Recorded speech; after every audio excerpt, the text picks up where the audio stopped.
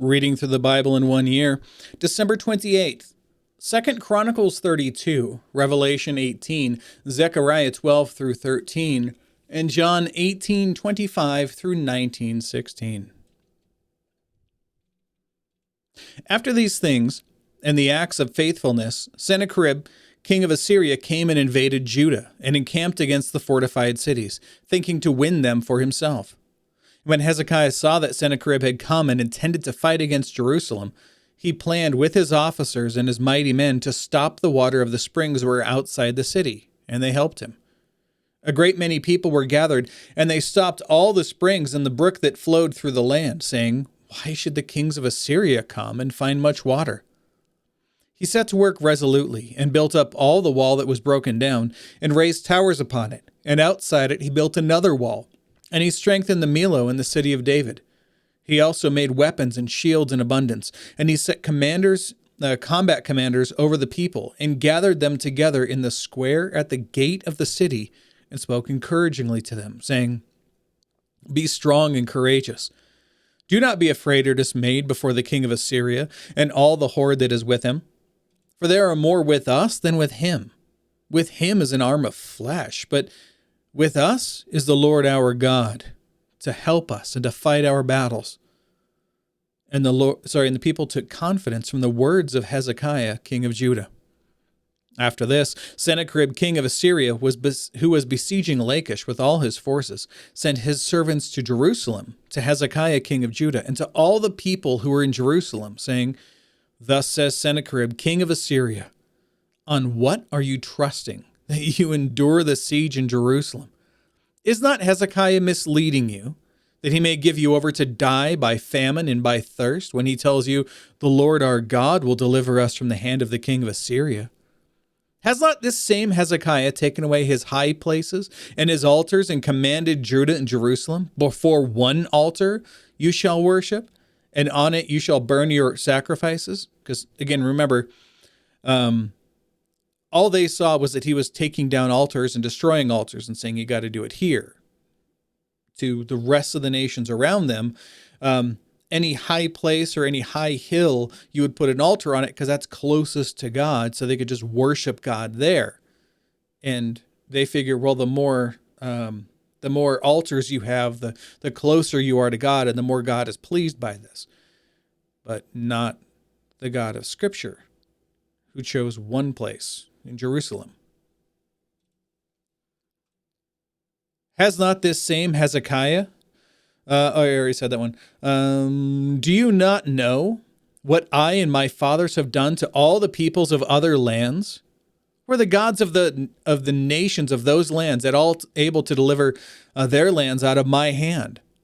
Who, among all the gods of those nations that my father devoted to destruction, was able to deliver his people from my hand, that your God should be able to deliver you from my hand? Now, therefore, do not let Hezekiah deceive you or mislead you in this fashion, and do not believe him. For no God of any nation or kingdom has been able to deliver his people from my hand or from the hand of my fathers. How much less will your God deliver you out of my hand?" And his servant said still more against the Lord God and against his servant Hezekiah. And he wrote letters to cast contempt on the Lord, the God of Israel, and to speak against him, saying, "Like the gods of the nations of the lands who have not delivered their people from my hands, so the God of Hezekiah will not be able to deliver his people from my hand." And they shouted it with a loud voice in the language of Judah to the people of Jerusalem who were on the wall, to frighten and terrify them, in order that they might just take the city. And they spoke of the God of Jerusalem as they spoke of the gods of the peoples of the earth, which are the work of men's hands. Then Hezekiah the king and Isaiah the prophet, the son of Amoz, prayed because of this and cried to heaven. And the Lord sent an angel, who cut off all the mighty warriors and commanders and officers in the camp of the king of Assyria. 186,000 people died in a single night. So he returned with shame of face to his own land, And when he came into the house of his God, some of his own sons struck him down there with a sword. So the Lord saved Hezekiah and the inhabitants of Jerusalem from the hand of Sennacherib, king of Assyria, and from the hand of all his enemies. And he provided for them on every side, and brought many gifts to the Lord to Jerusalem, and precious things to Hezekiah, king of Judah, so that he was exalted in the sight of all nations from that time onward. In those days, Hezekiah became sick and was at the point of death. And he prayed to the Lord, and he answered him and gave him a sign. But Hezekiah did not make return according to the benefit done for him, for his heart was proud. Therefore wrath came upon him and Judah and Jerusalem. But Hezekiah humbled himself for the pride of his heart, both he and the inhabitants of Jerusalem, so that the wrath of the Lord did not come upon them in the days of Hezekiah. It came upon him, it came upon his family in the days of his children after he had died. And Hezekiah had very great riches and honor, and he made for himself treasuries for silver, for gold, and for precious stones, for spices, for shields, and for all kinds of costly vessels, storehouses also for the yield of grain, wine, and oil, and stalls for all kinds of cattle and sheepfolds. He likewise provided cities for himself, and flocks and herds in abundance, for God had given him very great possessions. This same Hezekiah closed the upper outlet of the waters of Gihon, and directed them down to the west side of the city of David. And Hezekiah prospered in all his works. And so in the matter of the envoys of the princes of Babylon, who had been sent to him to inquire about the sign that had been done in the land, God left him to himself in order to test him and to know all that was in his heart. That should terrify you. Now the rest of the acts of Hezekiah and his good deeds, behold, they are written in the vision of Isaiah the prophet, the son of Amoz, in the book of the kings of Judah and Israel. And Hezekiah slept with his fathers, and they buried him at the upper part of the tombs of the sons of David. And all Judah and the inhabitants of Jerusalem did him honor at his death. And Manasseh, his wicked son, reigned in his place. Now Revelation 18. After this, I saw another angel coming down from heaven, having great authority, and the earth was made bright with his glory. And he called out with a mighty voice, Fallen, fallen is Babylon the Great. She has become a dwelling place for demons, a haunt for every unclean spirit, a haunt for every unclean bird, a haunt for every unclean and detestable beast. For all nations have drunk of the wine of the passion of her sexual immorality. And the kings of the earth have committed immorality with her. And the merchants of the earth have grown rich from the power of her luxurious living. Then I heard another voice from heaven saying, Come out of her, my people, lest you take part in her sins, lest you share in her plagues, for her sins are heaped up high as heaven, and God has remembered her iniquities. Pay her back, as she herself has paid back others, and repay her double for her deeds. Mix a double portion for her in the cup she mixed, as she glorified herself and lived in luxury. So give her a like measure of torment and mourning, since in her heart she says, I sit as a queen. I am no widow, and mourning I shall never see. For this reason, her plagues will come in a single day, death and mourning and famine, and she will be burned up with fire. For mighty is the Lord God who has judged her. And the kings of the earth who committed sexual immorality and lived in luxury with her will weep and wail over her when they see the smoke of her burning. They will stand far off in fear of her torment and say, Alas, alas, you great city, you mighty city, Babylon. For in a single hour your judgment has come. And the merchants of the earth weep and mourn for her, since no one buys their cargo anymore.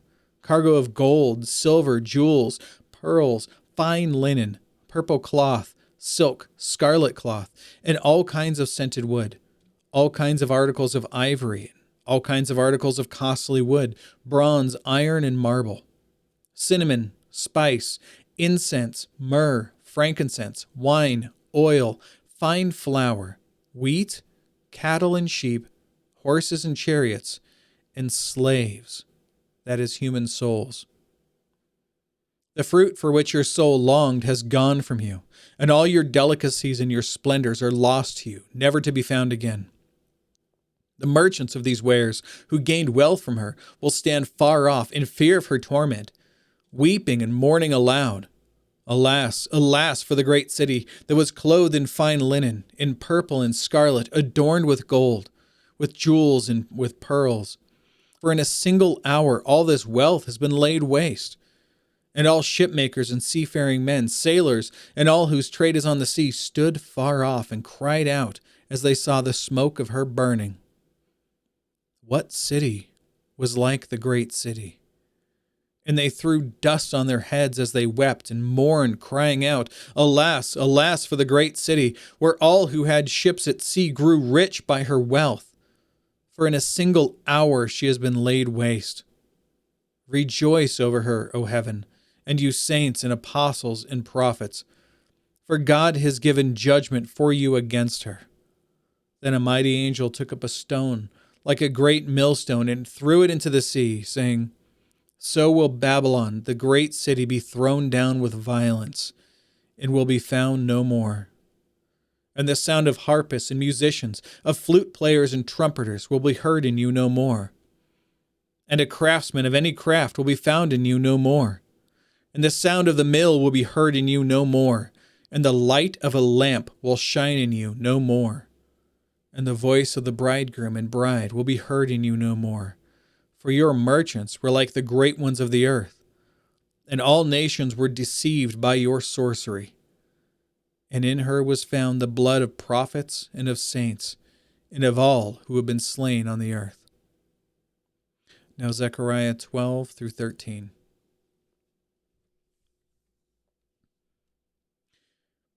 The oracle of the word of the Lord concerning Israel.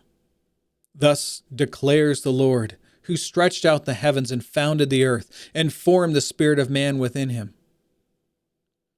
Behold, I am about to make Jerusalem a cup of staggering to all the surrounding peoples. The siege of Jerusalem will also be against Judah. On that day I will make Jerusalem a heavy stone for all the peoples.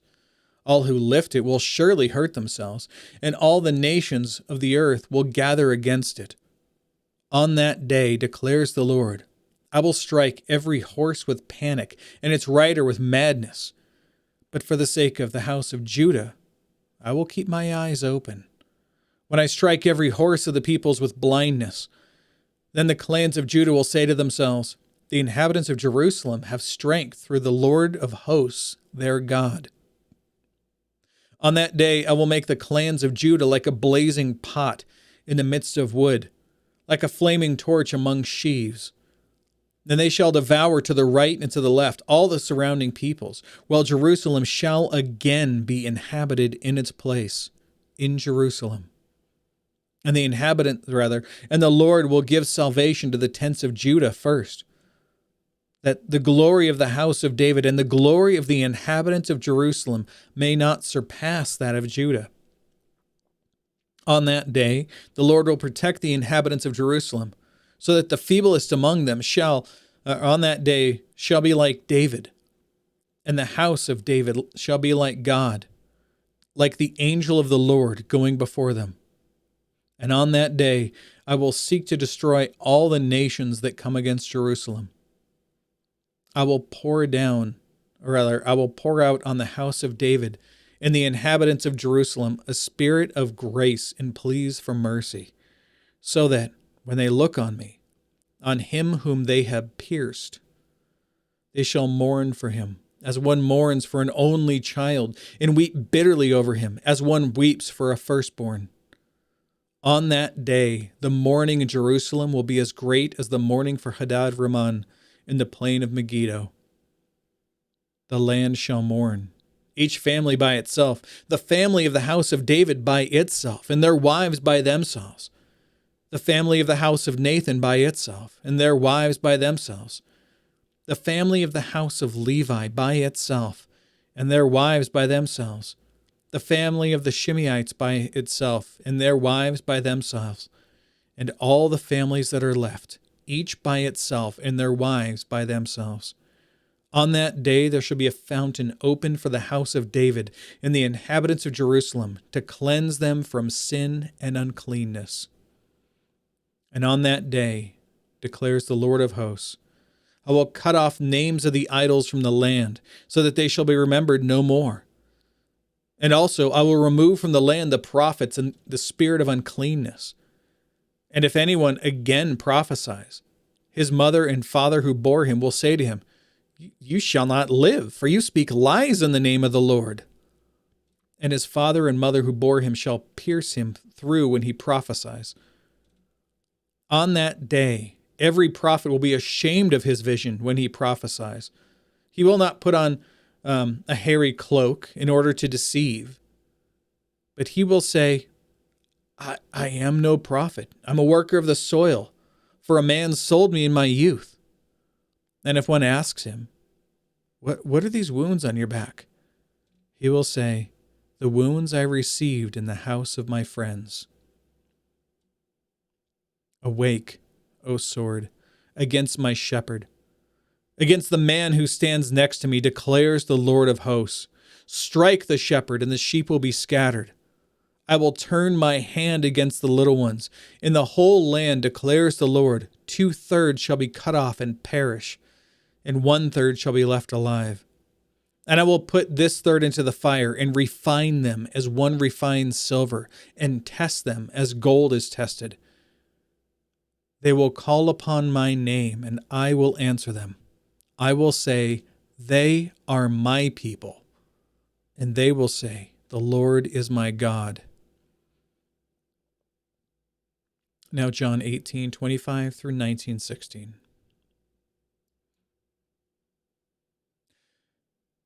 Now Simon Peter was standing and warming himself. So they said to him, You also are not one of his disciples, are you?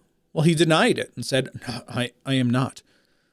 One of the servants of the high priest, a relative of the man whose ear Peter had cut off, asked, Did I not see you in the garden with him? Peter again denied it, and at once a rooster crowed.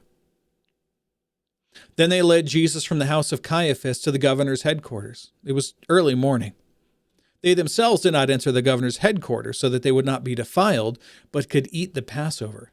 So Pilate went out to them and said, What accusation do you bring against this man? They answered him, If this man were not doing evil, we would not have delivered him over to you. So Pilate said to them, Take him yourselves and judge him by your own law. And the Jews said to him, It is not lawful for us to put anyone to death. This was to fulfill the word that Jesus had spoken, to show by what kind of death he was going to die. So Pilate entered his headquarters again and called Jesus and said to him, Are you the king of the Jews? Jesus answered, Do you say this of your own accord, or did others say it to you about me? Pilate answered, Am I a Jew? Your own nation and the chief priests have delivered you over to me. What have you done? Jesus answered, My kingdom is not of this world. If my kingdom were of this world, my servants would have been fighting that I might not be delivered over to the Jews. But my kingdom is not of this world. And Pilate said to him, So you are a king? Jesus answered, You say that I am a king. For this purpose I was born, and for this purpose I have come into the world, to bear witness to the truth. Everyone who is of the truth listens to my voice. And Pilate said to him, What is truth? After he had said this, he went back outside of the Jews and told them, I find no guilt in him. But you have a custom that I should release one man for you at the Passover. So do you want me to release to you the king of the Jews? They cried out again, Not this man, but Barabbas. Now, Barabbas was a robber. Then Pilate took Jesus and flogged him, and the soldiers twisted together a crown of thorns and put it on his head and arrayed him in a purple robe. They came up to him saying, Hail, the King of the Jews, and struck him with their hands. Pilate went out again and said to them, See, I'm bringing him out to you, that you may know that I find no guilt in him. So Jesus came out wearing the crown of thorns and the purple robe. And Pilate said to them, "Behold the man." When the chief priests and officers saw him, they cried out, "Crucify him! Crucify him!" Pilate said to them, "Take him yourselves and crucify him, for I find no guilt in him." The Jews answered him, "We have a law, and according to that law he ought to die because he has made himself the Son of God." When Pilate heard this statement, he was even more afraid. So Pilate said to him, "You will not speak to me? Do you not know that I have the authority to release you and authority to crucify you?" Jesus answered him, "You have no authority over me at all, unless it had been given you by above. Therefore, he who delivered me over to you has the greater sin." From then on, Pilate sought to release him, but the Jews cried out, "If you release this man, you are not Caesar's friend. Everyone who makes himself a king opposes Caesar." So now they're using the law against him. So when Pilate heard these words, he brought Jesus out and sat down on the judgment seat at the place that's called the Stone Pavement, and in Aramaic, Gabbatha. Now it was the day of preparation of the Passover. It was about the 6th hour, so noonish. He said to the Jews, "Behold your king." Note the change. He started with "Behold the man," now "Behold your king." They cried out, "Away with him! Away with him!" Which is just basically another way to say, "Away with him from the earth, or may him be killed. Crucify him." Pilate said to them, "Shall I crucify your king?" And now the most telling statement in this whole section. The chief priests answered, "We have no king but Caesar."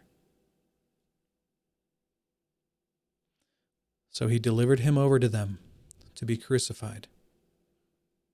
Tomorrow, I'll start here because they're starting at 17, which really isn't this part, but we'll get there. So behold, the word of the Lord.